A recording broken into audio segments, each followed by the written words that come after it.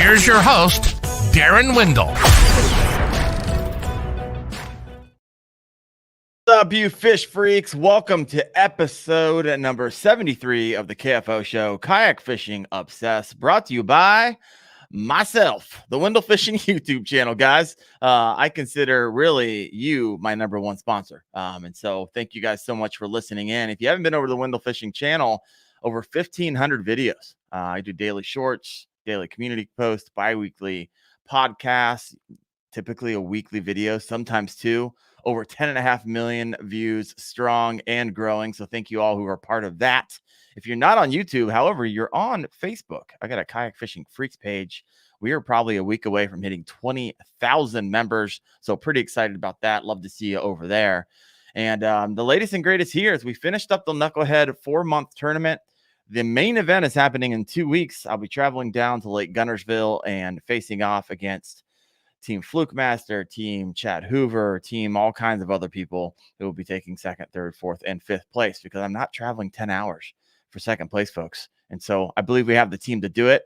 I got Seth Taylor from Florida, Jack McRoberts, who was the clutch angler last year, who pulled in the 19 for the win in the last 20 minutes of the tournament. And also got another team member, Tammy Sanchez, who was on my team last year, who won it. So look forward to, in a couple weeks, giving you guys an update on how that goes. But remember, this is an interactive show for those listening in live. And I would like to bring on my guest now, Andrew Hayes from the Tackle Talk podcast. My man, welcome to the show. Up? Thanks for having me, man. Good to see you again. I'm having you because I had you on about a year ago. And you talked about the only 5 fishing rods anyone needs, really. And you broke it down, and I loved it. I'll be completely honest with you. And so I thought you brought the juice. There are not many people. So I have a truck. I don't like put a million stickers on my truck. I put just a few. I have 3. And one of those stickers is a Tackle Talk podcast sticker. And so, yeah, right. So I have a lot of real estate, but there was one podcast I listened to that you did a while back. It was on Fishing Line. You did it like a bracket. Yeah. And I just geeked out over it. I was on a drive somewhere for work, and I'm getting ready to do another travel session. So I'll be definitely putting you in the queue. But yeah, what have you been up to? It's been a full year. We saw each other. Yeah. Earlier in the year. But yeah, what's been going on? Same old, man. You know how it is. Just trying to balance everything. And every year it seems to get harder and harder. But we're doing it. It's okay. We're doing good. Yeah. Trying to find time to fish is now the hardest thing in the world. Like between work, family, the show, everything. Like they don't tell you that the more things you get involved in, the less time you have to do like the one thing that we just always want to do, which is fish. Boo. Yeah. Boo. He was telling me just sneaking out at like night and in the morning and being like, yeah, I got to run some errands. And you have to run errands. Why is there a kayak in the back of your truck? Like, I just haven't taken it out since yesterday. Just gonna hang out with some of my friends, taking them for a nice ride. I tell you, the majority of the fishing I get in during summer is before work. Yeah. Right. And it's great because it's the only time you want to do it anyways, like real early in the morning or late at night. Otherwise, the rest of the day is usually pretty miserable, even if you get the whole day to fish. Right. No, I'm with you. I'm up. It's still dark outside. I have my headlamp on and I'm on the water when the sun's coming up. And man, not only is it great just because of that, but you usually typically have the whole lake or body of water to yourself. There might only be a couple other boats. And if they're out there on the regular, like there's one guy that I see almost every day. Some old man, he's like 70 years old, and he's out there and we chat every day and tell each other fish stories. It's great. It's a lot of fun. But nonetheless, if you want an uncrowded spot where there's not 17 people in your spot and you're like, oh, I'll roll back that in a half hour when maybe it's free. Man, fishing before work is the juice. But you should see like anybody that drives around downtown Dayton in the summer, like you'll probably see a little guy out at the river in like dress pants and a, button down shirt and dress shoes on out there, like, at the edge of the water, or even I've got pictures of me like in the water with my dress shoes, like, basically waiting before. I got waiting in my dress clothes. Like if it's after work, dude, it's on. There's a retention pond. Sometimes when I'm out for work for a week, I will luckily find hotels, and I'll pick the hotels based off if there's like a lake or retention pond within walking distance. It's next level addiction. That's folks. Big brain stuff. Yeah. Oh, Reviews, I don't care. Continental breakfast, I don't care. What's the no. closest body of fishable water? Close. Yeah, Yeah. exactly. And man, sometimes those are some honey holes. Oh, yeah.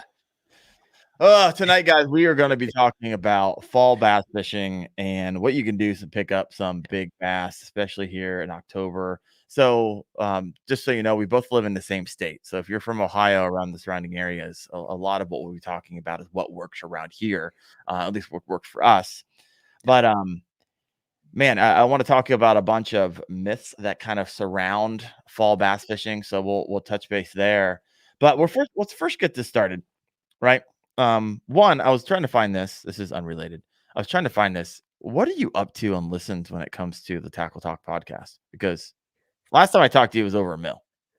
Yeah, we are like 4.6 Whoa. million, I think, right now. Down. That's just downloads of Calm like down. it's That's sick. silly.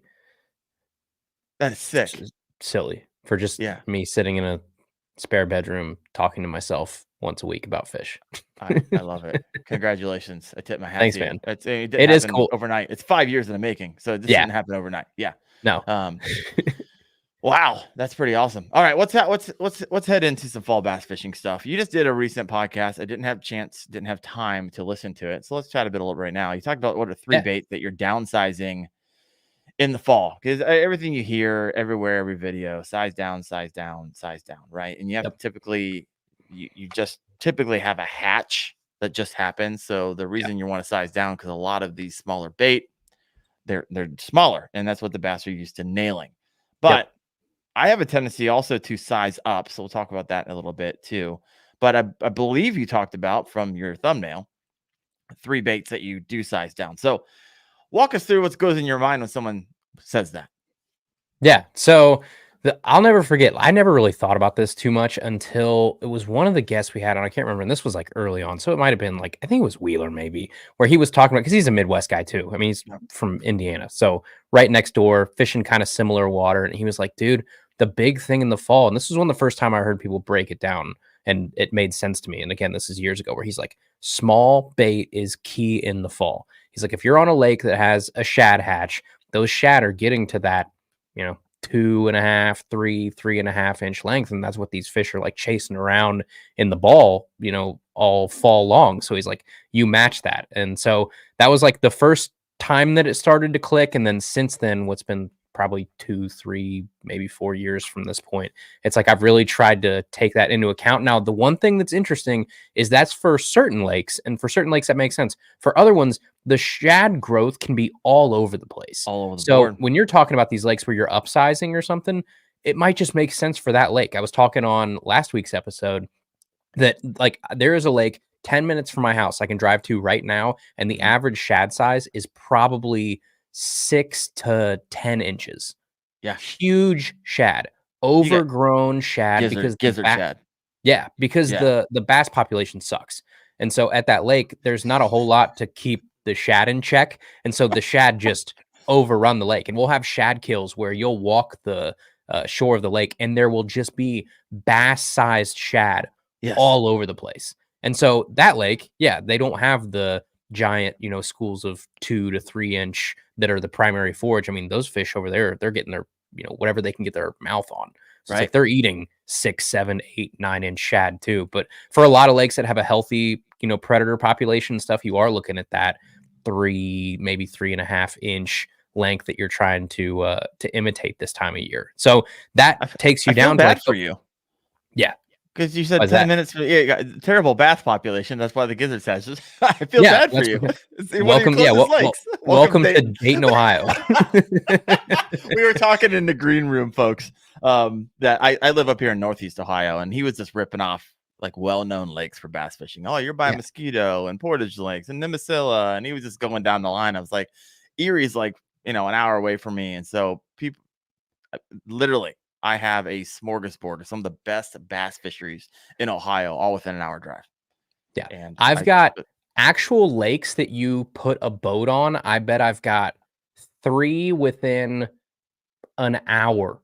Oh, maybe. Ouch. Like there's no good lakes around here. There's Caesars Creek around here. There's the little like Eastwood Lake that's right by Dayton. That's what I'm talking about. It's just got giant shad in it, and the bass population sucks. So if anybody wants to go there tomorrow, go for it. Knock yourself steal out. my spot, please. Yeah, please. But there's really not a whole lot. Like then you're gonna drive an hour, 15 minutes to go to Deer Creek, and Deer Creek Lake, like 4 pounds wins a Tuesday nighter there. Like it's terrible there. It's the Dead Sea. You've got Rocky Fork, which is probably an hour and a half away. That's probably the best one within driving distance of here. But dude, lake wise, it sucks down here. So that's why you use smallmouth fish primarily. Exactly. It's just out of necessity. It's like, oh, you want to actually have a semi decent day, you better, tromp in a creek or something and go catch smallmouth, because the lake fishing sucks. This is funny. I took 2 pictures of it because I had your photo is you with a fairly large smallmouth bass. Yeah. For this, and I had 2 comments, and this one's from Mr. Christ Turley. He said, "Wonder what he usually catches if he isn't even smiling." You were smiling at that photo. You have like a personal best of everybody looking at it, and you were like, "Meh." Or you were just mesmerized because you're just kind of staring at it. I was in shock. What was happening probably in that moment? Yeah, in shock. Yeah. All right, it was in shock. That answers that one. Then you probably get this a lot. Someone said, "Dude looks like a young Matt Damon." If I had $1, dude, for every time. Yeah. I've got, and I don't, what's weird is like, I don't see it. I've tried to see it, but I've probably got it 500 times in my life. I mean, it is all the time. I get, you look like a young Matt Damon. And I look at pictures of Matt Damon. I'm like, I don't see it. I don't know. We're both kind of like generic white guys. I don't know. I totally see it. And someone said Goodwill Hunting bass. And then someone said, I actually met him. He looks more like Matt Damon in person. I don't know. I don't know. Yeah, I get it a lot. You got 502. I wish I had Matt Damon's money. I'd take that. Come on. Then you wouldn't have to actually go fishing with your life. Yeah. Where were we? Sizing down. Yeah, sizing down. We went on a rabbit trail. This is how this is going to go. Oh, you're talking about lakes. All right. This is what I was going to say. Yeah, right. So I have a couple lakes around here, and I can think of one in particular that has small shad, tiny right now. Tiny. So here in the next month, they'll grow about twice that size. But I also have lakes around here where I didn't realize it, but I came across, I'm like, what is that? I see something shining in the water. So I went and rolled over there. It was like a 12-inch gizzard shad. Yeah. And was thinking, oh, I know where I'm bringing my 10-inch mag draft. And so that's why they slam them around here. That's why I always talk about the mag draft, because that bad boy looks like a big old gizzard shad. And so just, you got to key on that stuff. Now, I found that gizzard shad, that was months ago, but that the signal to me, they're in here. So now where I typically wouldn't bring my mag draft because this lake is fairly shallow, I'm going to be bringing it now. So it's just interesting tips and stuff that you pick up along the way and keeping those mental notes back there. Anyways, back to you. Sizing down. So you had that from Wheeler. What else you got?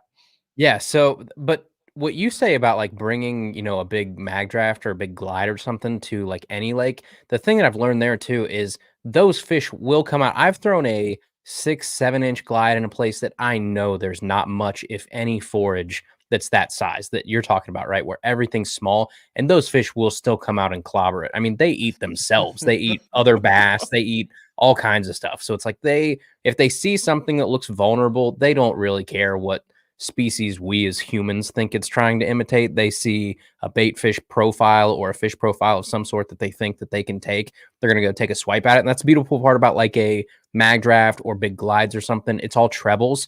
All you got to do is get a fish to swipe at it. That's it. It doesn't have to get the whole thing in its mouth. Like when you're talking about those big paddle tails that like the Zaldane one he came out with, it's got the actual hook in the top of it, where it's like that fish has to choke that thing to eat it. It's got to physically get the whole thing in its mouth.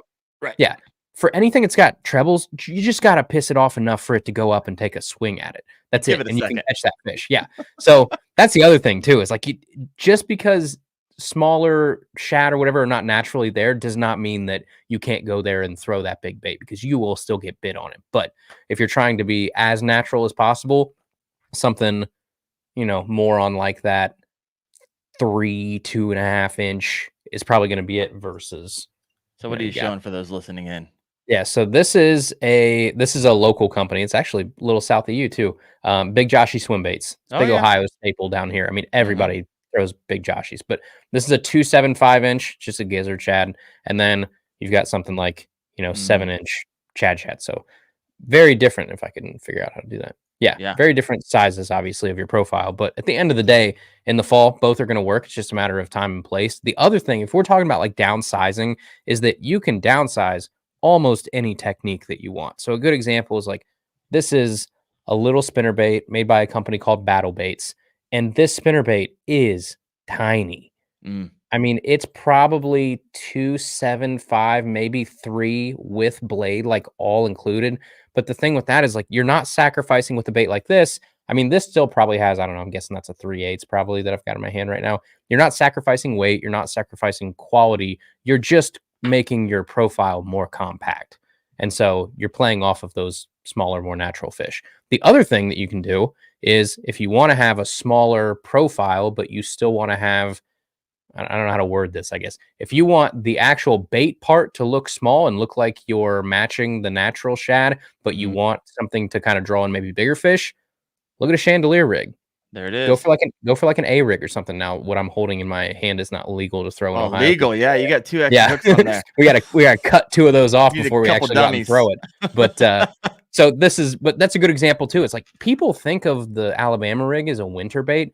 The Alabama rig smokes in the fall. Absolutely smokes in the fall. Makes sense. You can locate. They're chasing shad balls. That's all they're doing.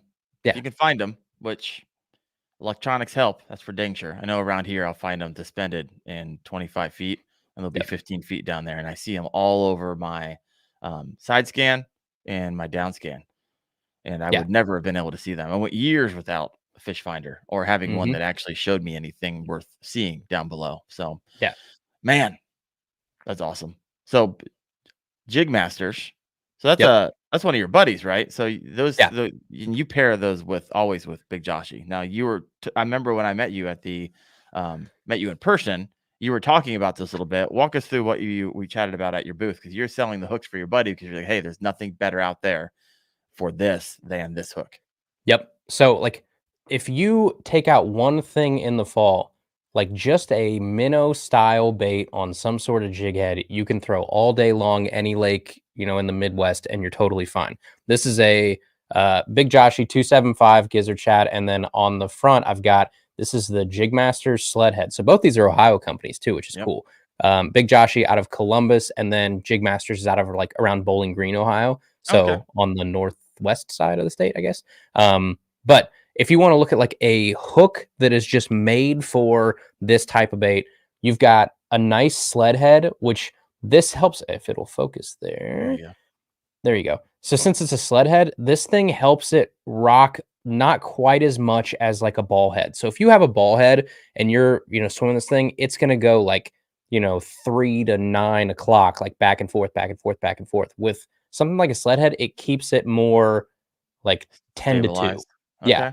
So you've got a lot of that weight concentrated on the bottom of the head versus a completely round ball head. So it seems to kind of shrink that range of motion just a little bit and let it more on like a slight roll / shimmy versus a full on womp, womp, womp, womp, womp, womp. But those are two things I love throwing in the fall. And then he makes a 3.25 in the Big Joshy too, if you want to step up your size a little bit. But 2.75 in the fall is my go-to for sure. So you made a differentiation between, a large wobble and a tighter wobble. What, in your opinion, is that just something a little different? And sometimes it's just good to see something different, or is there any type of something going through your head that you're like, hey, I would want a tighter wobble versus a wider one?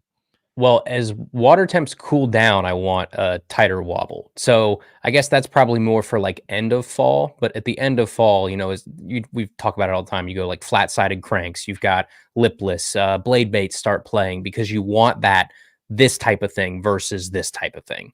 And so that helps a lot too. So if you are trying to tighten up the wobble on like a boot tail, something like a sled head works a lot better, at least for me, than a traditional ball head. Yeah. What do you have rigged up? What do you have rigged up right now? Coming to the end of September, getting ready to head into October. What's rigged up? So depending on the water that I'm on, like if I'm on the rivers right now, honestly, this is one time of year that I will lean hard on a prop bait.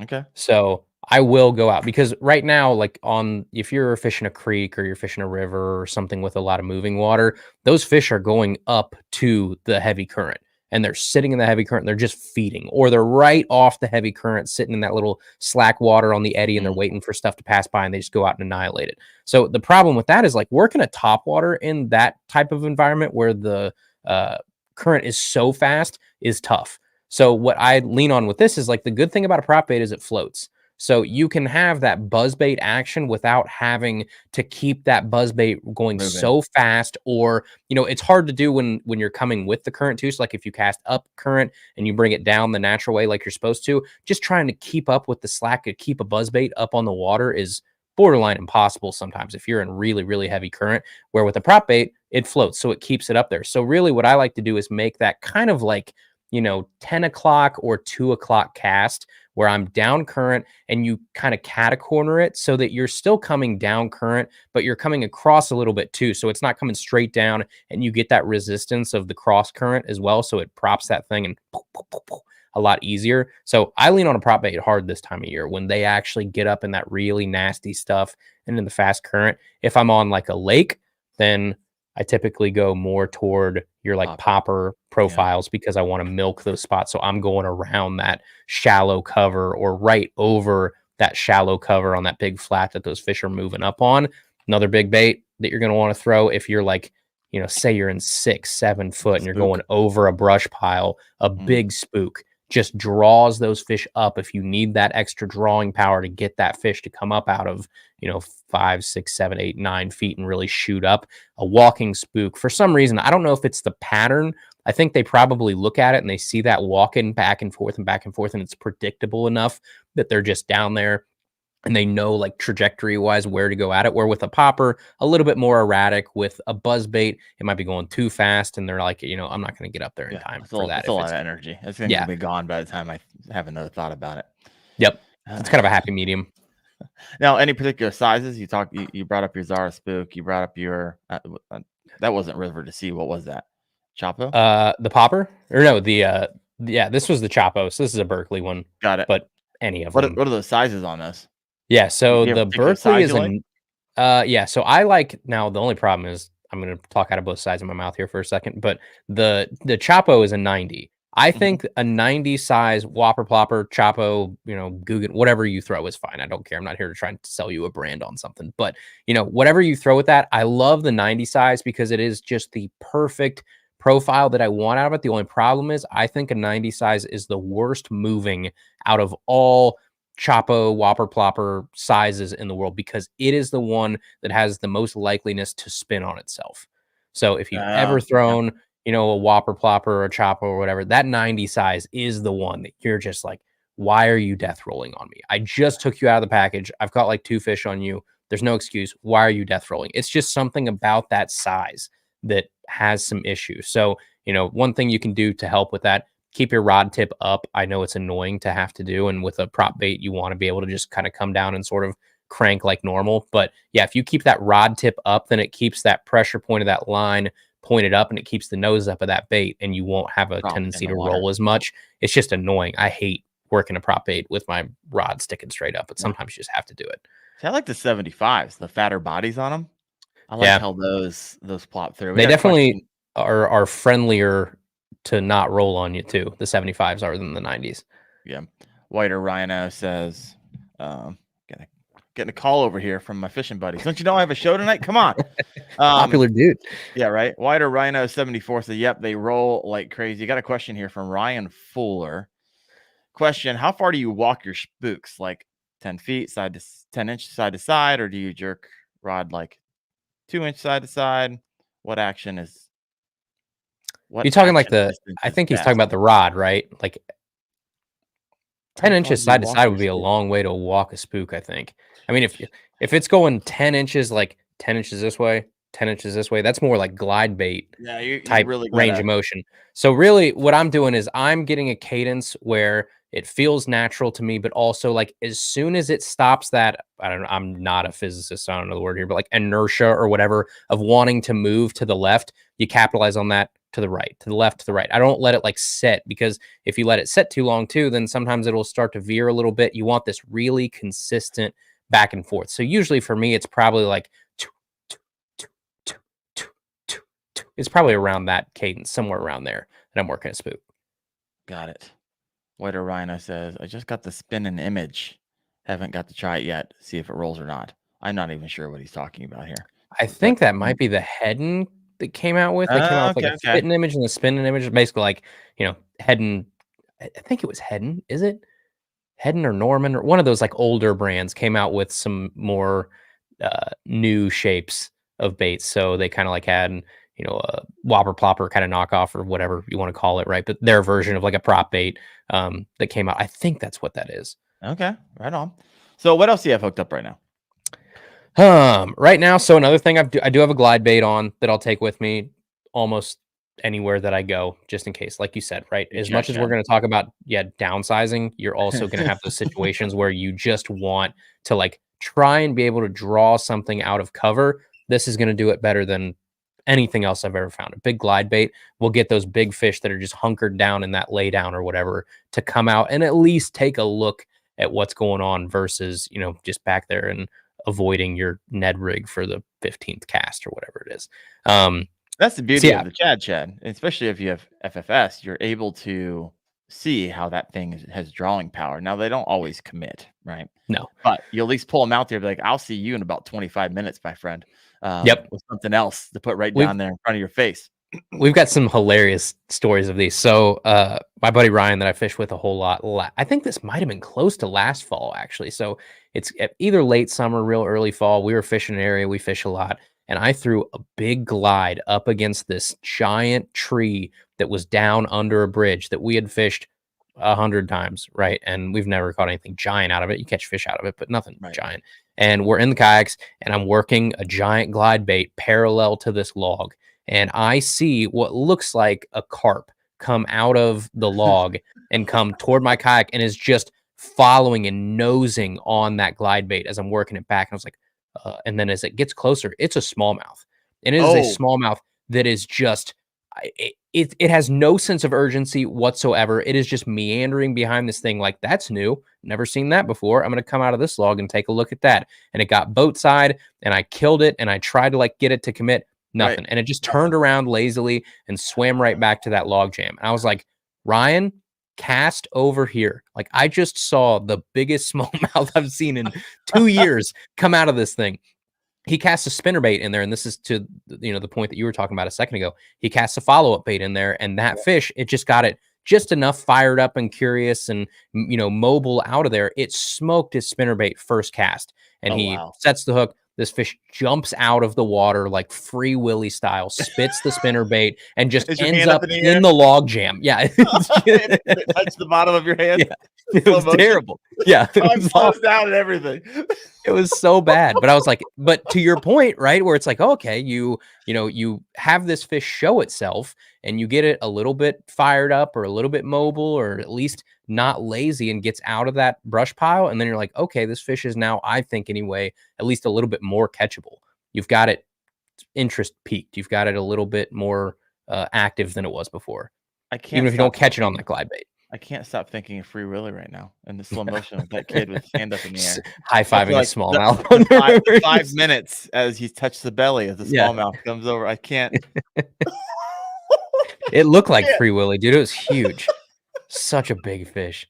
Sorry. Oh, and the fact that he hooked it too. I mean, it came out of the water. He saw the whole thing. You're like, oh my God. I got to recover. So who gets credit for that bass? That becomes the question of the day, right? Oh, he does. Yeah. I didn't hook it. You wouldn't even know it's. You told him where to cast. It's like partially, you brought him out, right? And you told him where to cast. You basically caught the fish for him. Yeah, not quite. As many fish as he probably done that for me. I owe him a couple. All right. Usually, you don't get the opportunity to do it in the matter of a second. Now, obviously, you try to do the follow-up bait, but a lot of times you're like, okay, I know you're there, and I'll be back probably 2 or 3 times a day.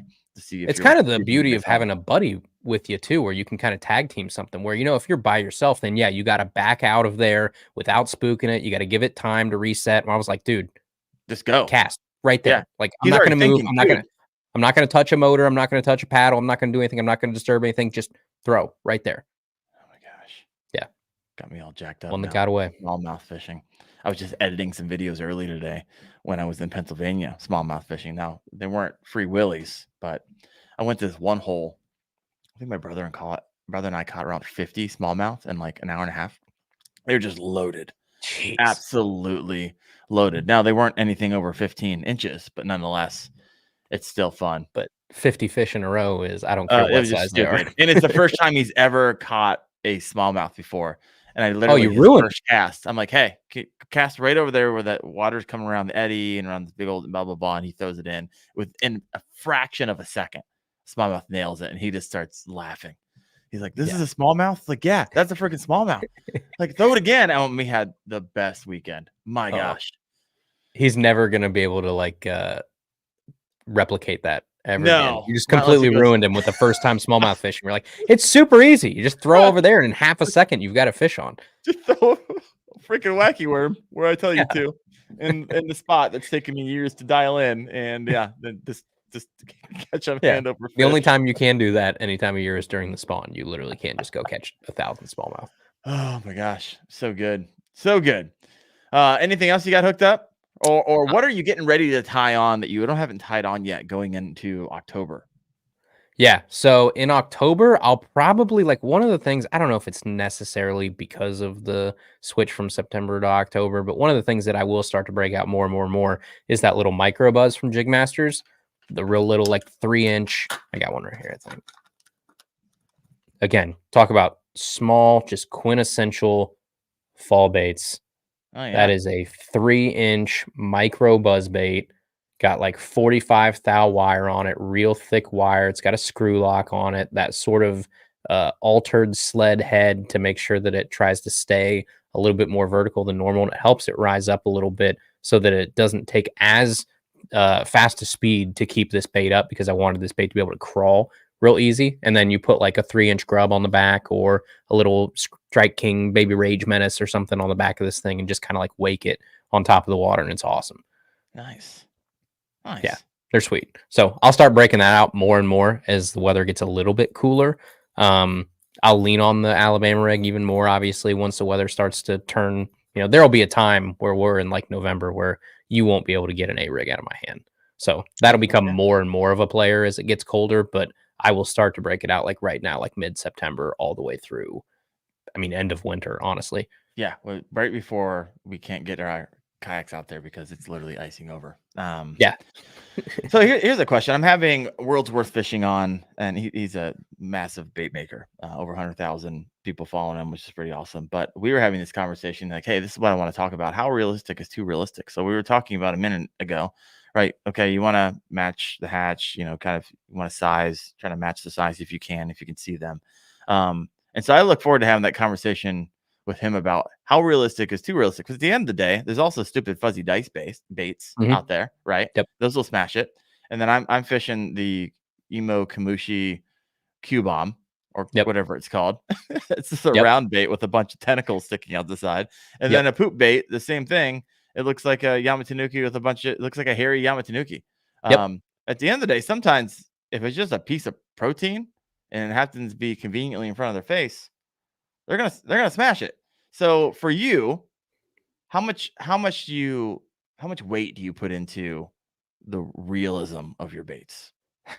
I think it depends, and that's a really wimpy answer, but I'm gonna explain it at least. Yeah, do so like in a lot of situations, I think the ultra realistic stuff. You look at like a HD, printed swim baits or something, like you see like the Berkeley stuff and stuff that's like HD on the side and it's laser printed and it looks as natural as like a shad can. At the end of the day, I don't think that matters like 90% of the time.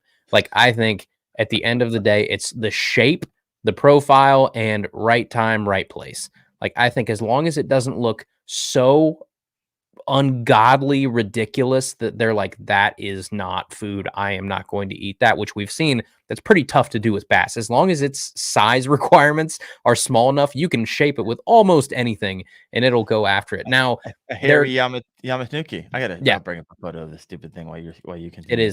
It is silly. But then like the little, like you said, poop baits and all kinds of weird stuff that are out there that you're just like, it's the right size, it's in the right place, they're gonna eat it. I love it.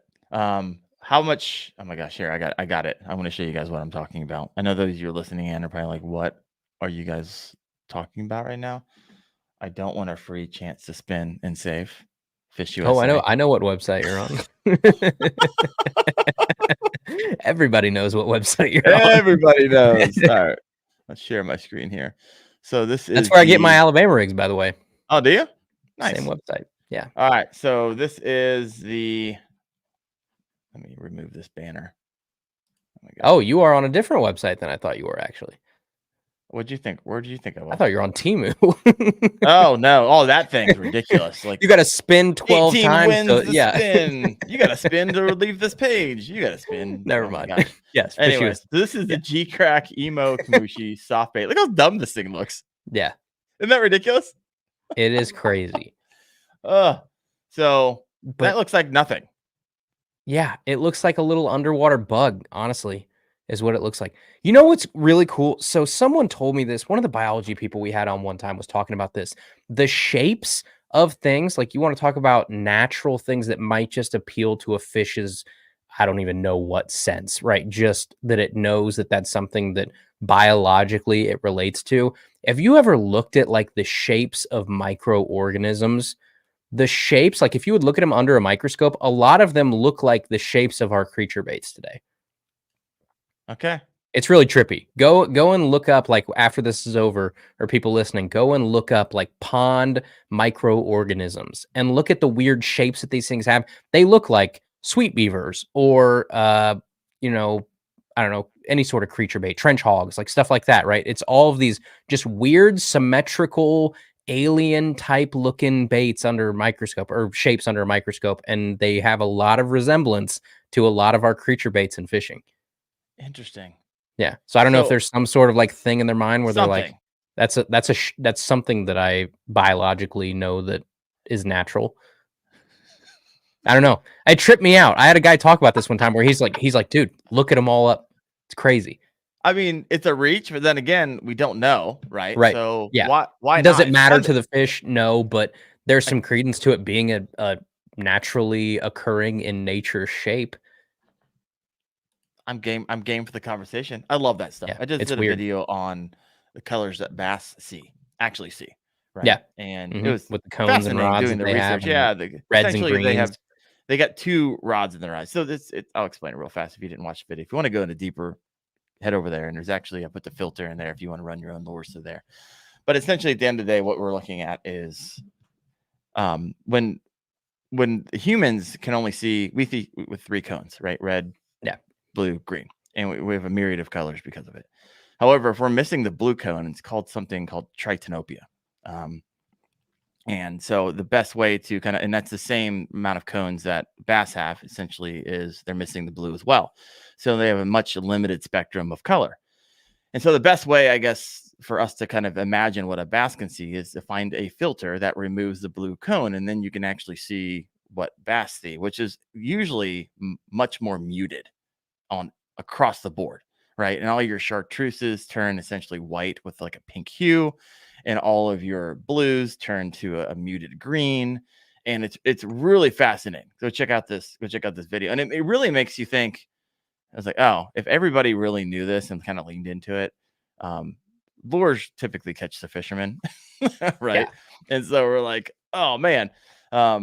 And so check this out. Use that filter. It's a lot of fun. I take a ton of different lures through, and I do side by sides. What you're seeing, what the bass is actually seeing. You're like, oh, that makes sense, because chartreuse, neon yellow, doesn't make any sense. White. There's not a lot of things that are neon yellow. However, there's a crap ton of things that are that white, shiny, silvery. And so it makes sense that they would smash it and people would swear by chartreuse.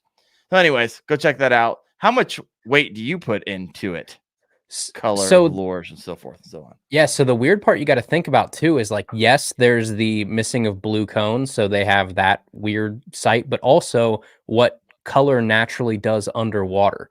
So there's differences there too. So you've 100%. Got this meeting of the worlds too. So we can look at like, what does it look like when, we're only seeing with two, whatever they're called, cones or rods or whatever Yeah. in the back of your eyes. But then also, if you look at like just on the spectrum of, if you sink 12 different colors underwater every foot or 2 foot or 3 foot, they all change. So you have to it is weird to think about because you have to mesh those two together, which in our brains is tough to do. That's why one of my favorite colors that I have for anything is black. Just give me all black. Give me an all black Ned rig. Give me an all black jackhammer chatterbait. Give me an all black That's popper. Sleeper I want color. contrast because I think contrast matters more than the actual physical color of the lure. Yeah. And let's take it even to the next level, right? All these different color spectrums as they go through the water, some will travel further, right, than others. So your yellows, your reds, all those brighter colors, they are going to break up faster than your greens, your violets, and your blues. They're going to go much deeper because of the wavelength. And that's why your oceans are blue, folks. That's because that's why this color is going the furthest. And so there's so much to take in consideration there. And of course, the deeper you go, the more muted your colors get, but they all mute at a different layer. But typically, That's why green pumpkin works. Come on. It's just a muted, muted dark color. It's a muted green pumpkin black fleck all day. Yeah, that's all it is. All day.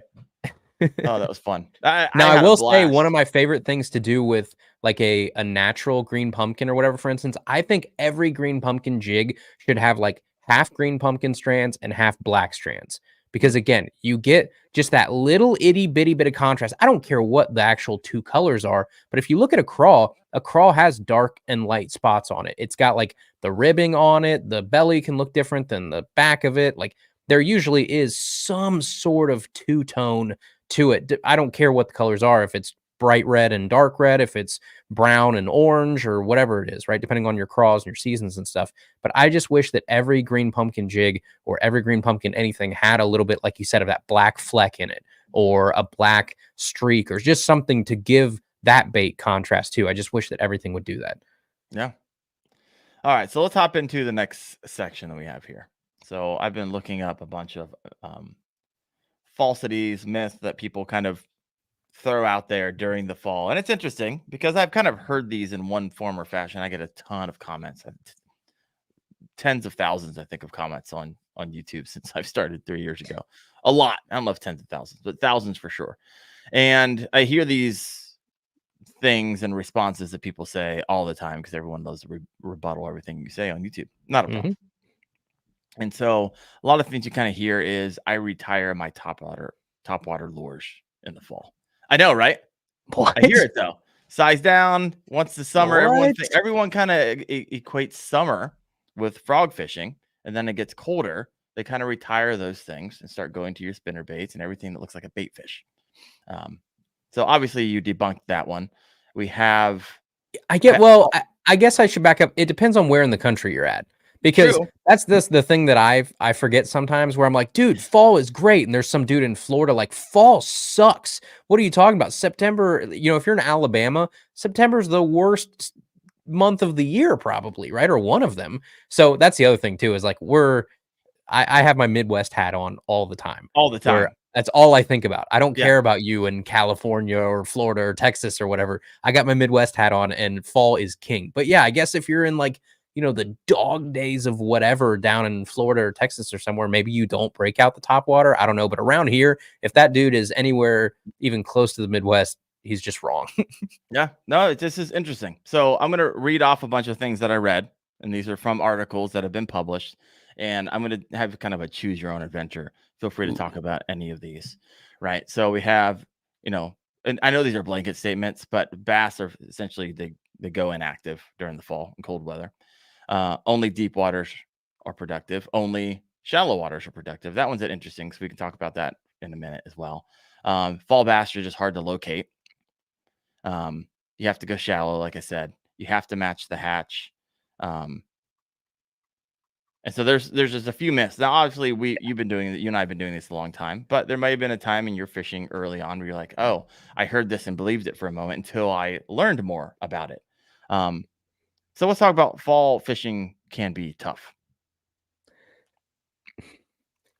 Certain days, I think it can be tough. There are going to be days.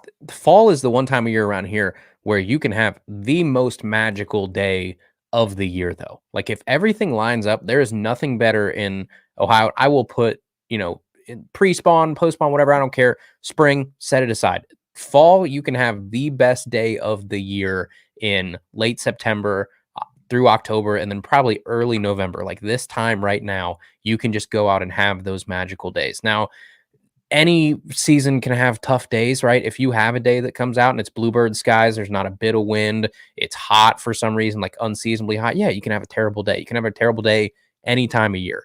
But if you're looking at playing your odds over like a whole month or whatever, fall is one of the best times by far. Yeah, you could pick up some absolute donkeys as they're feeding up. That's why it's those ones are hard because like someone, I can't argue with you if you had a bad day. Like, yeah, you could have a bad day. Fishing could have been tough that day. But overall, as like an average, I don't think you're going to find many people around here that are going to say like fall is the toughest time of year.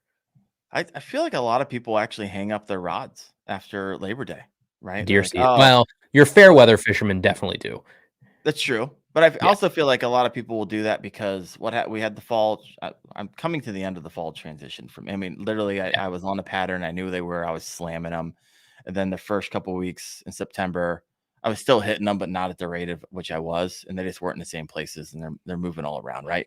I don't think people understand, but bass can move. Like fall transition doesn't necessarily happen like over a long period of time. It can. But a lot of times, I believe these bass will move kind of overnight, right? It's not. Yeah, I mean, it can be a couple days for sure. Yeah, they were there, and now they're not. They're gone. They've moved, and I mean, moved. And so I feel like people will have this moment. I feel like this moment, the fall transition, will actually kill. They're like, they're just stop biting. I'll see you guys in the spring. Probably fair weather, but nonetheless, they kind of hang it up, not realizing this, like you said, this can actually be one of the most magical times. Right. If you're willing to be a little cold, if you're willing to get out there, one, you're going to have the lake to yourself. It's not, outside of a duck blind every freaking 10 feet. Those scared the crap out of me before. I'm out there fishing in the morning, just peaceful as all. Boom! A big old shotgun, like right around the corner. Like, dude, crap out of me. You get peppered. You're like, come on, guys. I can hear the shot falling all around the lake because there's nothing. And there's some, and of course, they're built not to be seen. So I'm just fishing the bank, and I come around the corner, and there's like 4 dudes just sitting there like, really? Yeah. I was like, I can't see you. I'm not looking for you. Oh my gosh. Everywhere. So the one thing that might be interesting though, if you talk about like someone that thinks fall fishing is hard, like you said, if they think it's hard because you can't do the same exact thing for a month and a half, then yes, I'll agree with you. You have to adapt. Like fall, everything changes so fast. You talked about it. You can have a day where that transition stops. They could be over here one day. They could be doing something completely different a week later. You do have to adapt to it. So it's not like the summer where you can just go out and throw a big Carolina rig or deep crank this same deep point for 3 months in a row or whatever it is. In the fall, everything's so fluid. They're following the bait. The bait follow the zooplankton. The zooplankton follow the wind, basically. Like everything moves so fast. So yeah, I guess if you're looking for, to be able to go out and do the exact same thing and replicate it for 2 months at a time, then yeah, you're not going to have a good time in the fall. But if you know how to adapt and kind of bob and weave with, the weather and the situations that are presented in front of you, then you're going to have a great time in the fall. I guess it just depends on if that angler is, I don't know what the word is, adaptive or not, has the ability to adapt. I found that anglers are relatively unadaptive. Most of the time, yeah. Which you're shooting yourself in the foot. That's the fun of angling, going out and trying to figure out what they're doing that day. Yeah, but this is where I think a lot of anglers falter. And I'm talking like weekend warriors, which is the majority of the probably people listening in. Is what they'll do is they'll in their mind, they're like, I'm gonna try to be adaptive, right? I teach an unconfidence lure kind of strategy on my channel. So at least have one unconfidence lure. You don't even know thing and force yourself.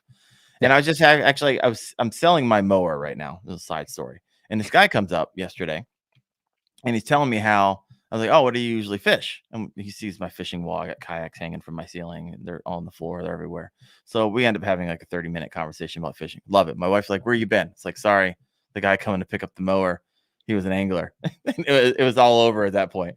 But he tells me, it's like, what do you typically fish? And we're walking through the things. He's like, I'll be honest with you. I just fish the wacky worm. I was like, I get it. It consistently produces. And he's like, what I'll do is I'll try another bait for like 6 casts. I won't catch anything. And I'll go right back to the wacky worm. Right. And they don't never get the chance. And he's like, I know buddies have told me I just got to leave that thing at home. I got to take 3 baits I'm unconfident with. And that's the only thing I have. So I'm forced to use it.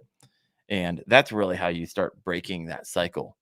But I think a lot of anglers are like, oh, I've been using the rooster tail. I've been using the thing I caught my first bass on. I've consistently caught bass on it. That is fun to me. Right. And they never adapt. And they kind of go the same spots and fish the same way. How does someone break out of that? Okay, so you tell me this, right? If do you think that most anglers, because I think they do, I think most anglers hit a point where they've caught fish and just the act of catching another 13-inch bass is not enough anymore. And that's when you start branching out to new lures and techniques because it is that next challenge. Like for me now, like I don't want to just go out. I would rather go out and catch 5 fish on 5 different really cool techniques than catch 10 fish on a wacky rig every day, right? Because I like to go out, and that's the fun part, is like catching them on different things. That fish is now so much more memorable because I caught it on X versus being my 1,875th Ned rig fish. So like that kind of stuff. I think that's part of the fun of the activity, is switching up your lures and techniques, and catching a fish on a glide bait versus catching a fish on a jerk bait versus catching a fish on a fluke versus whatever. Those are totally different experiences. No, I would agree for some. I would agree that for others, they're like, hey, I poll people all the time. Like, how was, and one of the questions I ask every month is rate your month. And I get a lot of comments in the midst of that. So I have 1 star all the way up to 5 stars. And a lot of people tell me like, oh, work has just been killing me. I haven't been able to get out. I think I went out once last month. I haven't been able to get out this month. And sometimes this is like, okay, they want to grow and they want to catch bigger fish and they want to do all the things that you talked about. And that probably hypothetically sounds fun to them. However, I get to fish 1 time this month, and it's either I try to learn a new lure. It's like when you go ski, right? I can try to go snowboarding and I'm going to fall 70,000 times. It's not going to be super enjoyable. Or I can get desperate, and I get desperate. Been out in the water. You go a few hours. You're like, okay, the big lures for the big fish, or all my strategies to catch a big one have kind of fall. I just want to touch and a slimy green friend right now. And so I'm going to go back. And so with a rooster tail or with a wacky rig or something, I'm going to catch a fish. Confidence lure and where I know I can catch them. So it depends on time, and it depends where you're at, and depends on how you set goals for yourself. It depends on a lot. It really does. But, I believe it's more fun. Just a couple weeks ago, I'm fishing a swim jig. Been catching donkeys on the swim jig this year. Dialing it in. I love jig fishing. I used to hate it. I wasn't very good at it. Dialed it in last year, super dialed it in this year. I think I have 20 bass, largemouth over 20 inches. 15 of them are in the swim jig. Dang. Stupid year for Ohio. Those down south are like, yeah, that sounds like a July for me. Nonetheless, that's a whole lifetime in Southern Ohio, by the way. Yeah, but I have the fisheries around here. That's for sure. The crazy thing is I've fished these for years and years, my entire life, and not realizing that, oh, they're actually in there. It's just I needed to change up my techniques and really need to do a lot more study to figure out where they're at and how to pattern them. That's been a real big jump for me. Nonetheless, I get caught up on this line. I'm close to the shore. A lot of people fish it. And I pull up all this braid. I was like, oh, crap. I'm cutting it off. And I was like pulling in this. And I pulled in this Berkeley War Pig, 3/4 ounce. I was like, oh, this thing's heavy. And so I threw it on my jig rod. Like 3 casts in, caught it 19. I was like, dang, this thing's awesome. I'm like falling in love with this thing. So I'm like, I don't know, just that way. And that act of finding a lure, if you've ever done this, you know how much fun it is. Oh, yeah. You find a lure and you're like, oh, what can I do with this thing? And then you actually catch a bass with it. That is so rewarding. Yeah. And I remember getting home some mornings after fishing. I was like, oh, how'd you do? I was like, I didn't catch a lot of fish today, but I caught 5 different fish on 5 different lures. Yep. And I'm like, that is the big win, like personally. Now I can't throw my 14-incher up on, I mean, I could on, and start flashing it around like, hey, check out my 14-inch. But the win for me was an internal win, right? Wasn't an external win for everyone to see. So I get it. All right, we got a lot of I think it comments just comes over with here. time. It does. And the more you have time to invest in it, the more you're probably going to venture out because you're Yeah, like, there's oh, layers to fishing for sure. And it's like 100%. sometimes we forget how many people are in that first layer. Like you've been to ICAST and stuff, right? Like that's Yeah. No, I haven't. that I haven't been to ICAST. No. okay. That kind of stuff is like you walk in this room and there's a billion things in here, and you realize that like we're in the top little 1% of people that really care about bass fishing. The majority of people in the country that fish and like to fish are your ugly stick on the weekend with a split shot rig. Like we are such a small minor percent. So to your point, you're getting these comments from people. It's like they could be in the majority of the country of people that are just like, dude, like you said, I get to go out once every month. I want to go catch some fish. And I'm stuck in my silo where you're like, no, I'm a nut job that wants to go fishing, 30 times a month. And, I'm worried about the 10-pound braid versus the 12-pound braid and, this and kind of stuff. It's like, it's different activities almost at some time. Yeah. And I remember the time when I was Oh, back yeah. there. I love that time just like I love this time. Yeah, we taking the deep dive. We got freaking channels and we treat it like a part-time job. And it's because we love it. Right. Yeah. Caught the We love sickness. geeking out. We've already made, which is already interesting. We already made the big yardage, like, big changes. Now we're down to like the tweaking where I'll do it like jig modifications, right? Color flash, put some eyes in there, trim the skirts, and it's just the deep dark rabbit hole of the things that probably don't matter, but we think do, and it just helps us build more confidence with it. Billy Holbrick says, caught less fish this year, but I've caught better quality and size than years past. That's a big win. I like it. We barely got any water down here to fish at this point. Like, dude, we're dry. Did you guys get the rain this past We last night? got like a sprinkle. That was it. Dude, it hasn't rained here in like a month and a half. It's been all summer here. I mean, I loved it for this reason. I didn't have to mow my lawn like all summer. Oh yeah, mine's Toasted. dead, straight up dead. Toasted. Yeah. Sahara Desert Which out really there. means I just get to fish more. So that's why I love it. I'm looking through these comments here. Oh, let me see. This one's from Ryan Fuller. I'm in love with the trimmer headed jigs. Yeah, probably jigs. Fluke on it. Great action. The trimmer is a suction cup behind the jig head. Love that action. Right. Yeah, it's basically like a scrounger. It's like a scrounger head, is what he's talking about. You ever seen a scrounger? It's got like almost like a not a plastic, like a rubber lip behind a big ball head, and it's kind of I don't know how to explain it. You're gonna put it on like a jerky J or something. You'll put a big minnow style bait on the back of this thing, and it does do the big like boom, boom, boom wobble. Just look up scrounger head. Okay, we'll do. So a couple more questions. We're coming to the end of our time here. But typically, right now I'm kind of in a slump around here. So they're not biting as they used to. They'll still bite, but I have to really work and pick at them. So I got to kind of repattern them. They moved on me over the past few weeks. I'll pick them up here and there, but not like I used to. And so right now the water temperatures around me they're dropping quick, right? We can get some cold nights. Some mornings I get up and fish and it's 50 degrees. Like, holy crap. And I'll see swings in the water temperature go 4 or 5 degrees in a week. Yeah. So it's wild. I know, right? And so I'm getting close because I feel like once I'm in the high 70s, 76, 74. And when these things getting into the lower 70s, like 72 and the upper 60s, oh, watch out. Yeah. When it starts with a 6, it's on. Oh, it's on. And that's when you're breaking out your umbrella rig, your chandelier rig. Yep. And so don't count it out. If you're like, oh man, it's going to be cold in the mornings. It might be some cold days. But do not take your retired fishing poles that you said that you were going to wait until next year.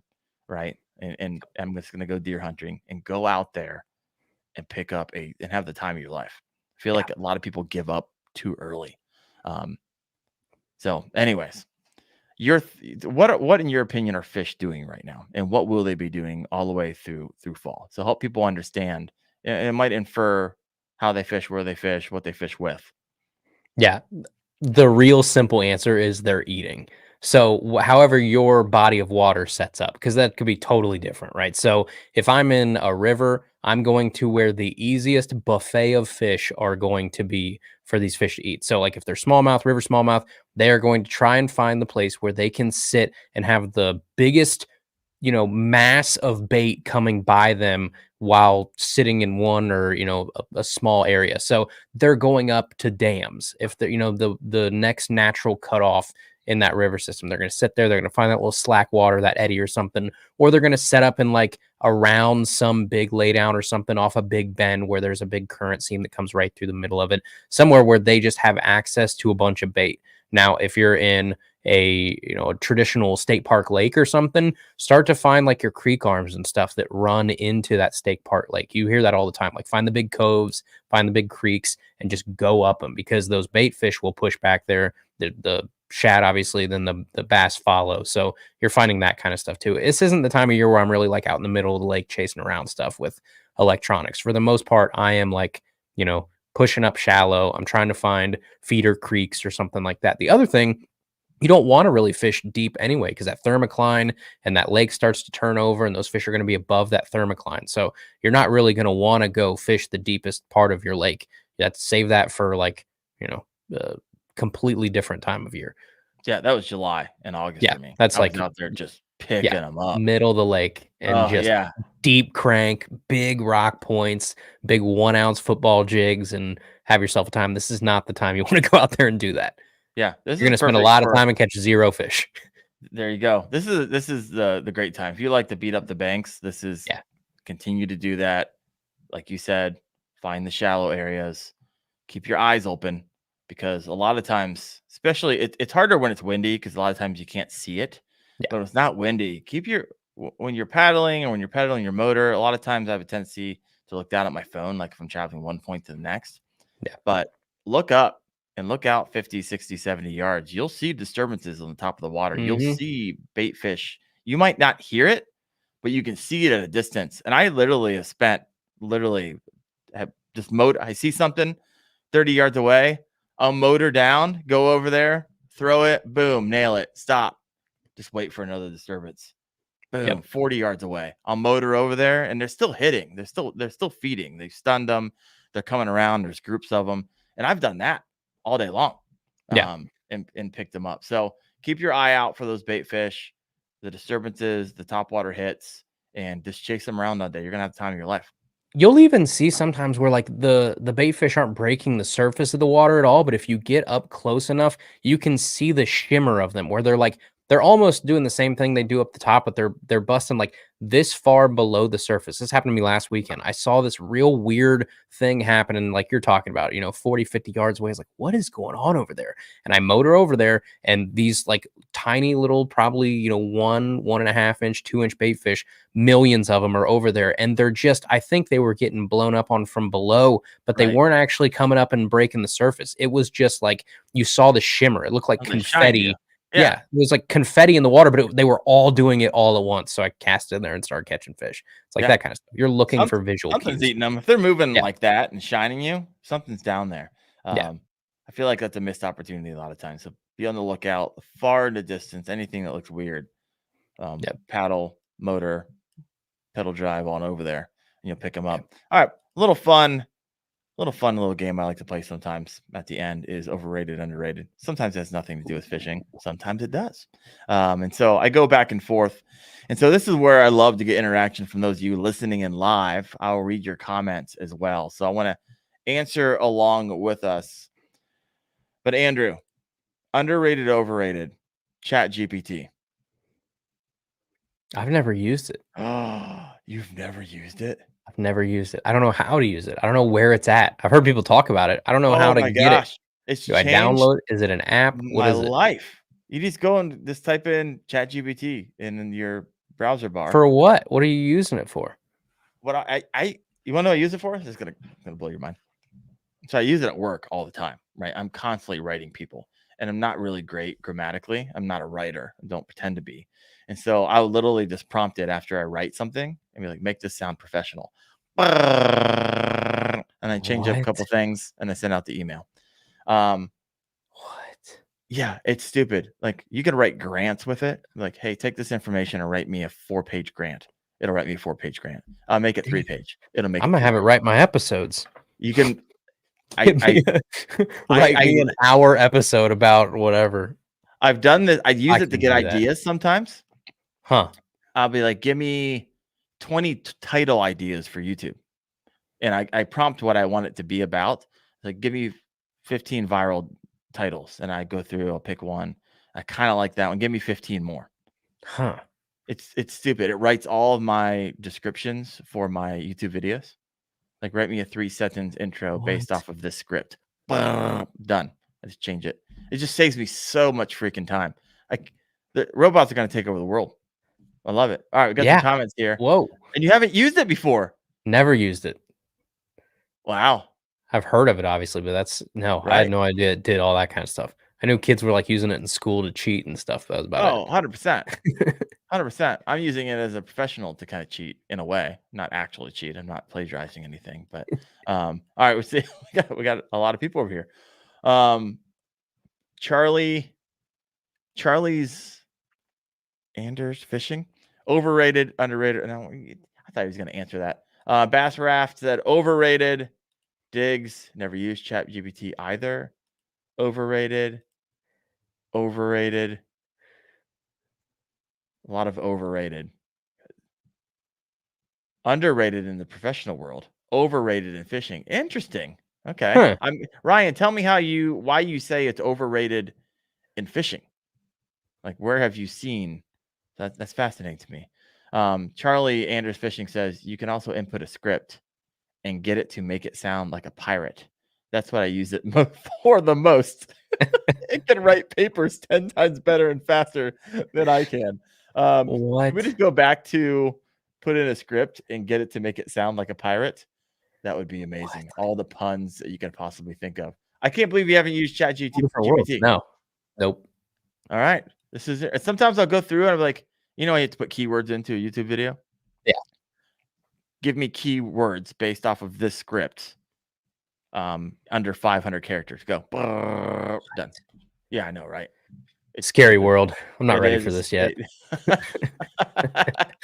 Take me back. Next one.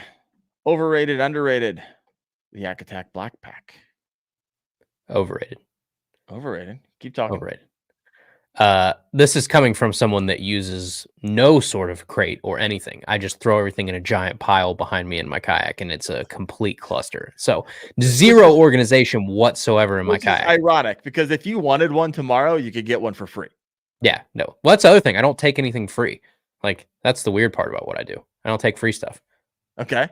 Yeah, that's always been my thing. It's like I don't take free stuff because I feel like I'm going to be inclined to, or expected to, or however you want to word it, to speak highly of it. Like, my whole thing is like I like unbiased stuff. So it's like I pay for all my gear. My Hobie Outback that I'm rocking right now on the river, I paid $3,000 for it like everybody else does. Like all that kind of stuff. My motor, everything, all that kind of stuff, right? Everybody gets all that stuff for free and sent to them and stuff.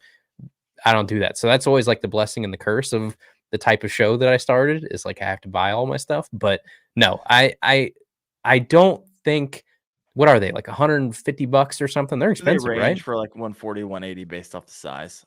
Yeah.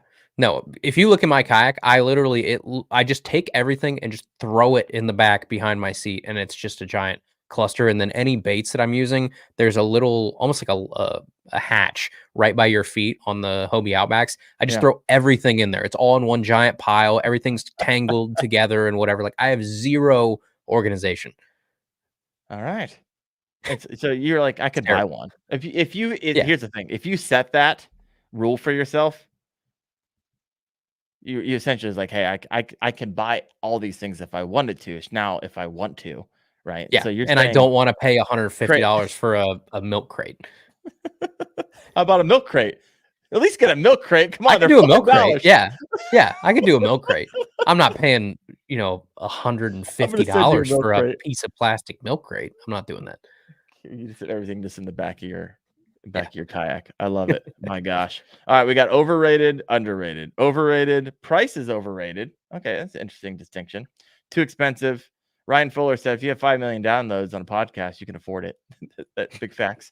You don't get paid per download, my man. You Wish do have you some did. sponsors, right? Yeah.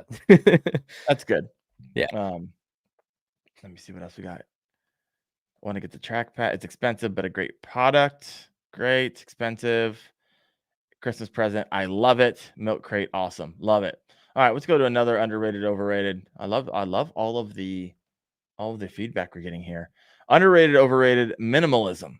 There's kind of this trend, tiny house nation, tiny boat nation, kind of minimalist kind of thread I see a lot, especially with YouTube, is going on. And so what's your thoughts on that? Even in fishing, there's a minimalist. I'll say underrated. Like, I'm a super simple dude. Like, if in a perfect world, I would be the guy that would live in like some camper somewhere or something and like call it a day. Like, I'm such a simpleton where it's like I just want to have, a place to be, a place to sleep, and I just want to go out and do what I want to do the rest of the time and call it a day. So no, I would be totally fine with that. I think a little house or like one of those little tiny houses or off the grid something would be awesome. That'd be like right up my alley for sure. No, I'm there with you. There's some. I was like, I could, if I could go back and turn back time, and in the time I wasn't married, not worked and just lived a minimalist life, and then started a YouTube channel and just focused on that for a decade or two, I'd go back and I'd definitely do that. Yep. That sounds amazing. Don't we just wish we knew back then what we know now? Yeah. And now it's like, okay, I have family to support and I love it, and I'm going to do that instead. It's interesting. But then like sometimes like design stuff, like minimalist, like logos and stuff have just gone, I think maybe a little too far, where like everything in the design world now is all like how simple and like no detail at all can we make it, or like buildings and stuff, like remember back in the day, like if you look at like old Greek buildings or whatever, like they are beautiful. Right. They're awesome. The architecture, everything. Now it's like, how cheap can we make a 4-walled box and shove a bunch of cubicles in it or something? It's like we have lost a little bit of that, which I'm kind of sad about. We've lost an art, definitely the art, and I hear you. Oh yeah, there's some funny. This guy says overrated. Give me all the stuff. Hey, you do you. Underrated. I love it. Underrated minimalism. This is good. So funny. All right. It's just people are so different. Underrated, overrated. Fishing in the rain. Underrated. 100% underrated. Heck yeah. Dude, fishing in the rain is the best. All right. You have, because dude, you got low pressure, it's cloudy, like it's gonna be an objectively good day of fishing, right? As long as you can tough it out, it's gonna be all right. Now, the thing that kind of is weird sometimes, I don't know how fish react to like too much stimulation of like the surface. So like if you are fishing shallow, then like I've seen days where like your topwater bite kind of shuts off in the rain and stuff, because there's just, now it's not that subtle popper over in the corner that they saw from 40 feet away and they're going toward. Now it's like, dude, everything down them, all the water is doing this. Make out anything, right? Yeah. So I don't know how that works, like overstimulating the fish or anything, but no, you've got low or dropping pressure, you've got the clouds, sometimes you got wind, like it's gonna be a good day. Yeah, and you got the entire lake to yourself, because you don't have the yahoos out. There's no pleasure boater trying to kill you in the middle of the lake. No, every spot. If it's a Saturday, every spot's got to be yours for as long as you want it. Oh my gosh. I will tough it out. As long as it's not lightning or thunderstorming, I don't care how hard it is raining. I got some shorts coming out where it is literally just pouring rain. I'm out there having the time of my life. I mean, pouring. The hardest rain I had this entire summer, and I'm out there. The waves are kicking up. My GoPro is basically like cascading rain over the top of it. Oh my gosh. I love fishing in the rain. I think the bite picks up, like you said.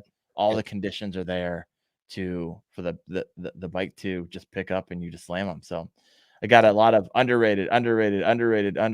Rain sucks on a kayak, but the hits are there. So underrated.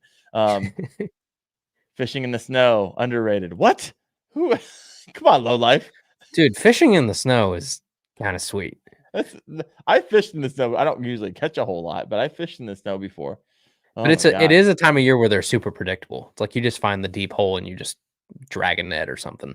I love it. Steve Hack said, underrated if you're prepared, overrated if you forgot your rain gear. But eventually you get to that point where you're just soaked and it doesn't matter anyway, so you're good. Like the first 5 or 10 minutes are going to suck, but as soon as you're just completely drenched, it doesn't matter. Let it keep raining. So what do you have like a particular rain gear that you absolutely like swear by? Or do you just like you're not wearing rain gear at all? So this is another thing, dude. I'm straight up redneck McGee, dude. I've got like if it's gonna rain, I'm wearing shorts because I just know that I'm gonna get wet. And I have this like $8 jacket that I bought at Walmart that like keeps me if you're in the rain where it's just that annoying, almost like not mist, but it's just light rain where it's like I don't want to be out here just getting like barely pelted by stuff. Then you put that on, it's okay. If it's pouring, dude, it just comes off and we're just gonna wear it. Like just get soaked. I don't own any rain gear other than that little $8 jacket from Walmart. I promise you. Oh my gosh. You are redneck. Yeah. You're redneck McGee. All right. Final question. Not underrated, overrated, but personal question for you. Who's your favorite content creator out there? I love hearing this from content creators because your bar is a lot higher typically. Who's my favorite content creator out there? Who do you find? Even it might be like accidental, but you found yourself recently being like, oh, this keeps showing up in my feed only because I keep watching it. And I didn't realize it until the moment Daren asked me this question. Is it fishing? You're talking fishing or anything? Fishing. Yeah, okay. Okay. You know, this is going to be a weird answer too, but Pig Patrol, Josh from Pig Patrol, guilty pleasure. I love watching because it takes you back to like you talk about simpler times, going fishing some little spillway and live bait fishing and catching big catfish or something. And that's like that dude's happy as can be. Or his ice fishing videos are my favorite thing on the planet. This dude goes out with live scope in the ice and catches catfish. That's what he's targeting. He's targeting like 50-pound, whatever shovel heads through the ice, and it's awesome. Barely get him to the hole. Definitely, it's just his own dude. Other than that, trying to think who else. If you're listening in, let us know who your favorite content creator is. And why. Because the other part is like I don't really watch much fishing YouTube anymore. I used to watch a bunch of it, and now I just I don't have time. I'm doing the show when I have free time to do that, and it's like I just don't have time to watch much stuff anymore. But John Barzacchini is still good. He's still putting out good stuff. Yeah. I mean, a lot of those people have either quit posting altogether or they're not even close to what they used to be. Tactical Bassing's still great. Matt and Tim still do a good job out there. Yeah, I don't know. Mikey Balls. I mean, I like watching Mikey Balls videos. Matt Streichel, when he puts out stuff, I like Matt's stuff. I like just that sort of like no nonsense fishing content. Like it's not the weird clickbaity stuff. It's like I just want to go watch dudes that know what they're doing and smash fish. You don't like watching fishing from a pink unicorn with the Walmart challenge of $100? Yeah. I spent 17 cents at Walmart and here's what I caught. It's like, I can't do that, man. I hate it. We played roulette on my phone app to see who gets to pick each other's lures in Ollie's bargain outlet. Surprising results. Like I can't do it. I hate it, dude. It's the worst. Uncut angling. Someone said number 4. Right, dude, sorry. Someone what does it say? Ioborn crew said uncut angling. Great answer. Uncut angling. He doesn't put out many videos anymore, but Aaron over at Uncut Angling, awesome stuff. Oh, hit the wrong one. Uncut. I don't think I've ever seen that one. Oh, dude. I'll send you a video after this. Show up everywhere. But he hasn't. What happened? Where'd he go? He just doesn't post, but every once in a while he will drop one from the clouds, and it's like just a shot heard around the fishing world because he does a lot of like touching on the popular topics without himself saying it. Like he did a whole video on forward facing sonar that was called like my results from a walleye fishing tournament or something. And it's video of him fishing this walleye tournament. And then every 5 or 10 minutes, he'll just put in 10 minutes of content of just picked out clips from the best pros and people in the fishing industry contradicting themselves about forward facing sonar or, gimmicks or things like, I mean, it's genius stuff. It's like 10,000 level IQ stuff where he doesn't say a word. He just pulls the right clips to show how full of crap everybody is. And then he'll go right back like 10 minutes later to showing you a catch in his walleye tournament. And then he'll do the same thing like 10 minutes later. It's so good. Like I can't explain it. When in this video is he going to school us all? Or he'll just get really mad about something and be like, deep fishing crappie does not cause, delayed mortality or something. And here's an hour and a half video dropped from the clouds of 3 months of filming and research. And I put together this just awesome video. And here you go. Like, it's good stuff. Wow. All right. Well, let's read through some of these. We got 618 fishing is great. See money. I like that. Bass Fishing HQ, Tyler. A lot of podcasts, including Tackle Talk. I love Tackle Talk. I had Tyler on the show. Tyler's good dude. He is a good dude. Love that. I met him at the same place I met you, which is the Columbus Expo. Oh, the Expo. Yeah. Yeah, that was fun. Early Fluke Master was a good one. Mm-hmm. Right on. Scott, Roland Martin, insane amount of info, great contact. Zona, Gravy That was a Davy. good one. I don't think I've heard that one. Who's Gravy Davy? Oh gosh, you're gonna make me go on a deep dive. Here we go. Gravy daily dog vlogs. Let me know. Sorry. Hey, daily dog vlogs. Let me know who Gravy Davy is. I think I just found an Instagram. Gravy Davy. Who's this guy? I'm more now concerned with who's daily dog vlogs. Daily dog vlogs. I love it. I love it. Oh my gosh. ND Yak Angler, of course, one of my favorites. Good one. Someone said Tactical Bassin. Most of the other channels have become repetitive or strayed from what they used to be. Yeah, and it's probably because people follow the views, right? And if you're trying to get views, there's a certain way to make videos where it's more entertainment and less informational. Informational will be more evergreen, right? It might last longer. However, it doesn't give people that shot of adrenaline they want and need from. That's what I fight all the time.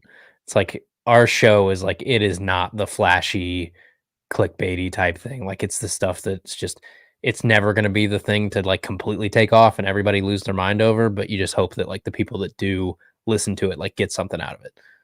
Okay, yeah. Here we go. Davey Gravy fishes with AO Fishing and Fishing with Norm. I'm not sure I know who they are either. What's it? What'd you say? AO Fishing. AYO Fishing. AYO Fishing. I feel like that's a lot of the videos that we're talking about. It's a lot of the entertainment type of fishing adjacent stuff. Oh yeah, this is straight up everything I was just making fun of. I was saying it nicer than you just did, but yeah, everything we were just making fun of. Yeah. I bought the cheapest Amazon lures versus the most expensive Amazon lures. Oversaturated thumbnails. Yeah, sorry. I'm off topic here. Yeah.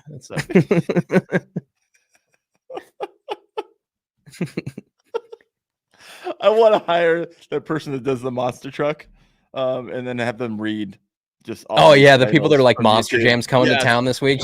Jam. I want them to read the thumbnails and just totally just riff off of Cops called surprising results. Oh, it's getting late. I'm getting oh my gosh. Wow. All right. Tough Bad said I prefer to do Bob Ross style fishing.